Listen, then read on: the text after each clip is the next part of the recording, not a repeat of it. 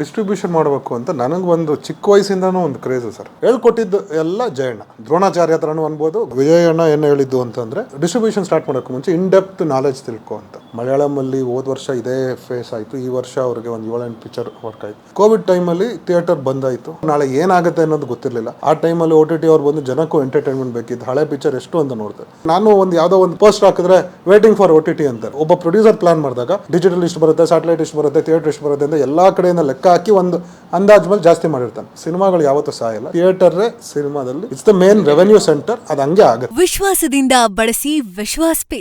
ವಿಶ್ವಾಸ್ pay ಇದ್ದಲ್ಲಿ ವಿಶ್ವವೇ ನಿಮ್ಮ ಕೈಯಲ್ಲಿ. ಇದು ಕನ್ನಡಿಗರ ಹೆಮ್ಮೆಯ ಪೇಮೆಂಟ್ ಆಪ್. ಡೌನ್ಲೋಡ್ ಮಾಡಿ ವಿಶ್ವಾಸ್ ಪೇ.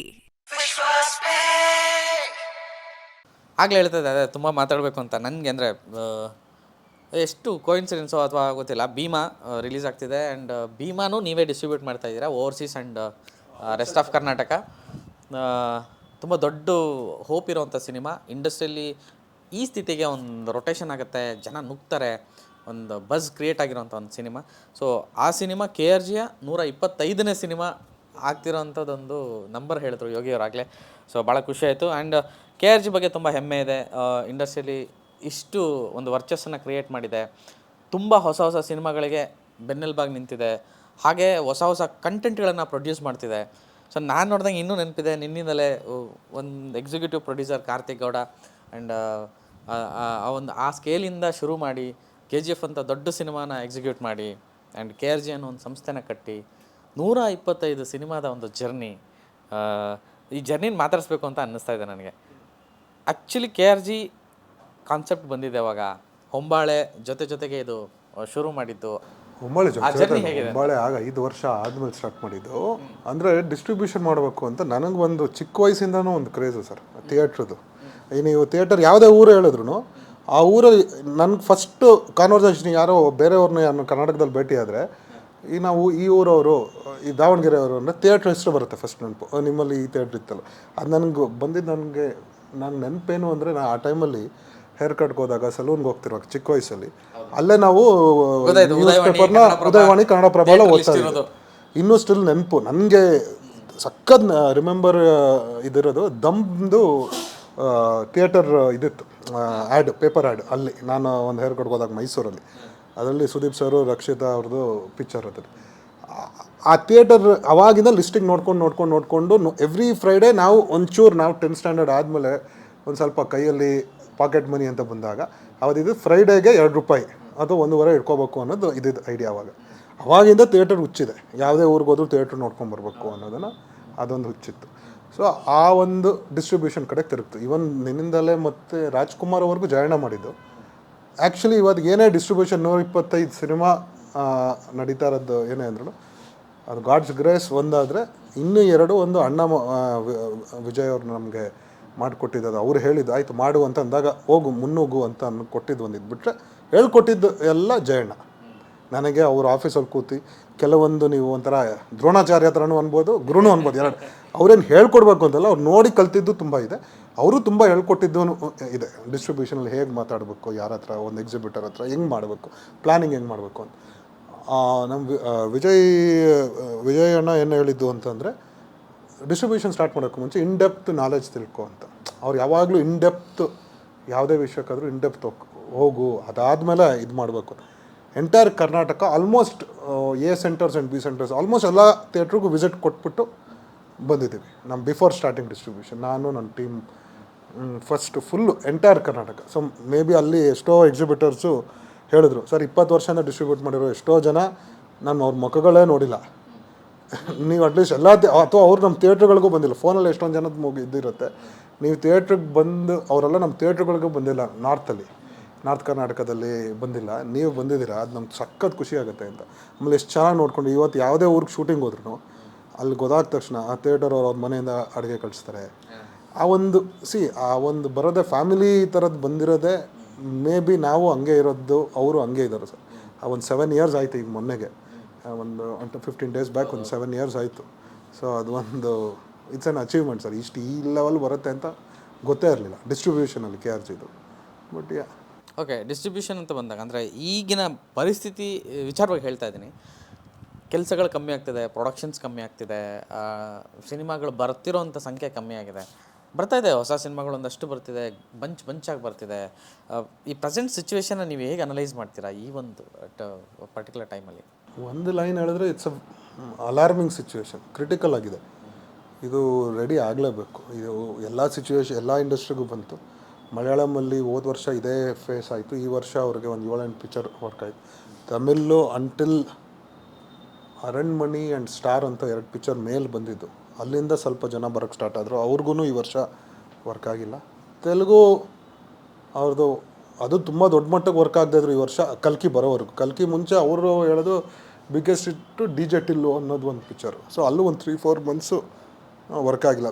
ಮೊದಲಂಗೆ ಥಿಯೇಟರ್ ಆಡಿಯನ್ಸು ಎಲ್ಲ ಕಡೆ ಕಮ್ಮಿ ಆಗಿದೆ. ನಮ್ಮಲ್ಲಿ ಸಿಕ್ಕಾಬಡೆ ಜಾಸ್ತಿ ಕಮ್ಮಿ ಆಗಿದೆ, ಸಿಕ್ಕಾಬಡೆ ಕಮ್ಮಿ ಆಗಿದ್ದಾರೆ ಆಡಿಯನ್ಸ್ ಥಿಯೇಟ್ರಿಗೆ ಬರ್ತಾರೆ. ಆ್ಯಂಡ್ ಓವರ್ ಆಲ್ ಎಕ್ಸ್ಪೀರಿಯನ್ಸ್ ಅದು. ಇಲ್ಲಿ ಅವ್ರ ಆಡಿಯನ್ಸ್ OTTಗೆ ಬರುತ್ತೆ ಅನ್ನೋದನ್ನು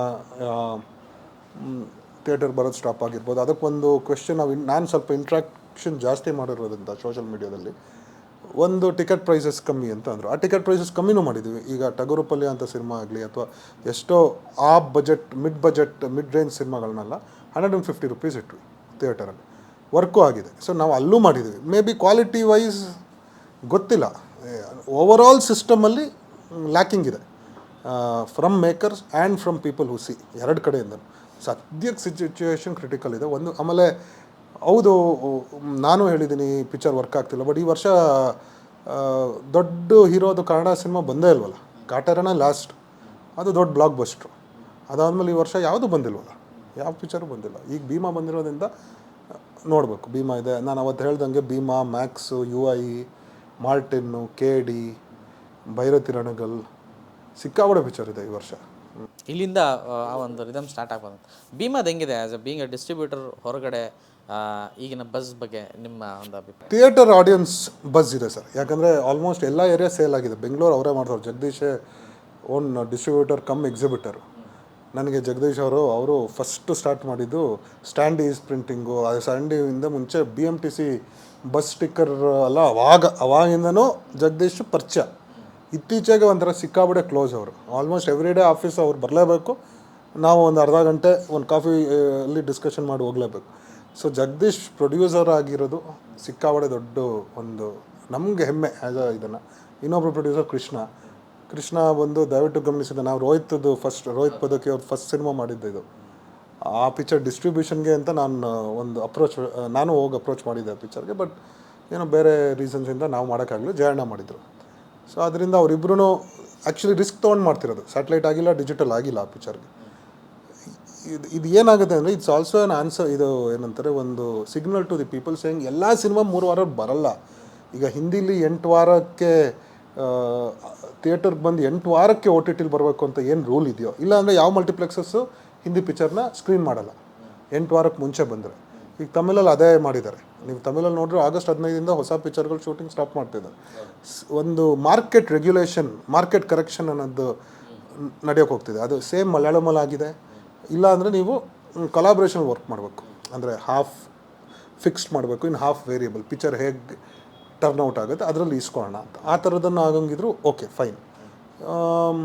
ಮಾರ್ಕೆಟ್ ಕರೆಕ್ಷನ್ ಆಗಲೇಬೇಕು ಸರ್. ಸ್ವಲ್ಪ ಎಲ್ಲದೂ ಜಾಸ್ತಿ ಆಗಿದೆ. ನಾನು ನಿಮ್ಗೆ ಆವಾಗಲೇ ಹೇಳ್ತಿದ್ದಂಗೆ ಕೋವಿಡ್ ಟೈಮಲ್ಲಿ ಥಿಯೇಟರ್ ಬಂದಾಯಿತು. ಅನ್ಪ್ರೆಡಿಕ್ಟಬಲ್, ಯಾವಾಗ ನಾಳೆ ಏನಾಗುತ್ತೆ ಅನ್ನೋದು ಗೊತ್ತಿರಲಿಲ್ಲ. ಅಂದರೆ ಇನ್ನು 2 ತಿಂಗಳಾದ್ಮೇಲೆ ಓಪನ್ ಆಗುತ್ತೆ ಗೊತ್ತಿರಲಿಲ್ಲ. ಆ ಟೈಮಲ್ಲಿ OTT ಅವ್ರು ಬಂದು ಜನಕ್ಕೂ ಎಂಟರ್ಟೈನ್ಮೆಂಟ್ ಬೇಕಿದ್ದು. ಹಳೆ ಪಿಕ್ಚರ್ ಎಷ್ಟು ಅಂತ ನೋಡ್ತಾರೆ.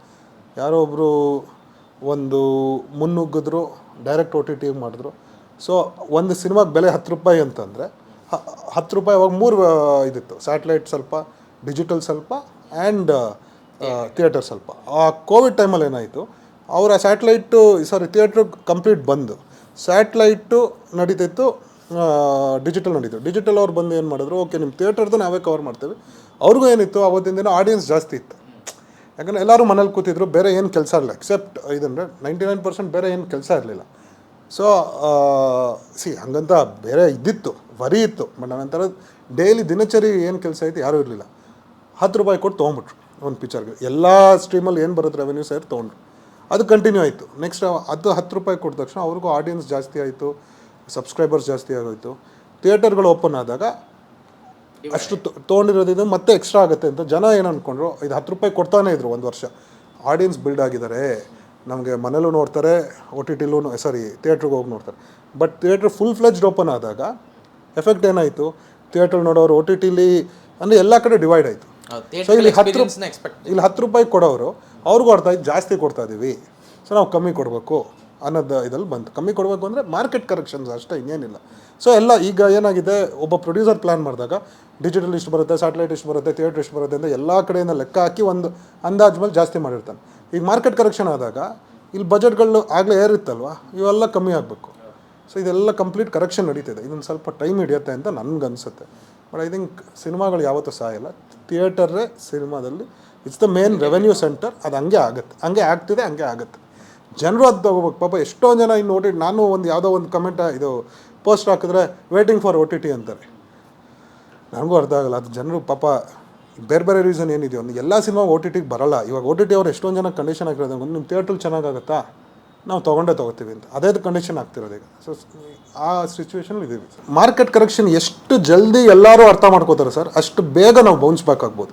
ಒಂದು ಸಿನಿಮಾ 100 ರೂಪಾಯಿ ದುಡಿಯೋಷ್ಟು ಸ್ಪೇಸ್ ಇದೆ, ಅದೇ ಸಿನಿಮಾ 2 ರೂಪಾಯಿಗೆ ಹೋಗಿರೋದು ಇದೆ. ಯಾವುದಾದ್ರೂ ಒಂದು ಸ್ಟಾರ್ ಪಿಕ್ಚರ್ಗೆ ಇಷ್ಟು ಮಿನಿಮಮ್ ಗ್ಯಾರಂಟಿ ಅನ್ನೋದು ಇದ್ದೇ ಇರುತ್ತೆ. ಪಿಕ್ಚರ್ ಚೆನ್ನಾಗಿರಲಿ ಚೆನ್ನಾಗಿಲ್ಲದೆ ಇರಲಿ, ಅದಕ್ಕೆ ಅಂತ ಒಂದು ಆಡಿಯನ್ಸ್ ಇರುತ್ತೆ. ಆಕ್ಚುಲಿ ನೋಡಿದ್ರೆ ವರ್ಷಕ್ಕಿರೋದು 1000 ರೂಪೀಸ್, 1500 ರೂಪೀಸ್ ನೆಟ್ಫ್ಲಿಕ್ಸ್ ಬಿಟ್ಟು. ಬೆಂಗಳೂರು ಇರೋನ್ಗೆ 1500 for year is not big amount. Any Telugu ದೊಡ್ಡ ಹೀರೋ ಪಿಕ್ಚರು ಅದು 2000 1,500 ಇರುತ್ತೆ. ಅವ್ರು ಎಷ್ಟೇ ಕೊಟ್ಟರು ನಮ್ಮ ಬಾಸ್ ಫಸ್ಟೇ ನಾವೇ ನೋಡಬೇಕು ಅನ್ನೋದು ಇರುತ್ತೆ. ಒಬ್ಬ ಪ್ರೊಡ್ಯೂಸರ್ ಇನ್ನೊಬ್ಬ ಪ್ರೊಡ್ಯೂಸರ್ ಮಾತಾಡ್ಕೊಂಡು ಯಾವಾಗ ಡಿಸ್ಕಸ್ ಆಗುತ್ತೆ, ಇದೆಲ್ಲ ಕಟ್ ಆಗುತ್ತೆ. ತೆಲುಗು ಏನಾದರೂ ಈ ಥರ ಸಮಸ್ಯೆ ಇದ್ರೆ 3 ಜನ ಪ್ರೊಡ್ಯೂಸರ್ಸ್ ಬರ್ತಾರೆ, ಮಾತಾಡ್ತಾರೆ. ಯಾಕಂದ್ರೆ ಕೊನೆಯಲ್ಲಿ ಸಫರ್ ಆಗೋದು ಒಬ್ಬ ಪ್ರೊಡ್ಯೂಸರ್ ಮಾತ್ರ. ಪ್ರೊಡ್ಯೂಸರ್ ತುಂಬಾ ಇಂಪಾರ್ಟೆಂಟ್ ಅಲ್ಲ ಸಿನಿಮಾಗೆ ದುಡ್ಡು ಹಾಕಕ್ಕೆ. ವಿಶ್ವಾಸದಿಂದ ಬಳಸಿ ವಿಶ್ವಾಸ್ ಪೇ.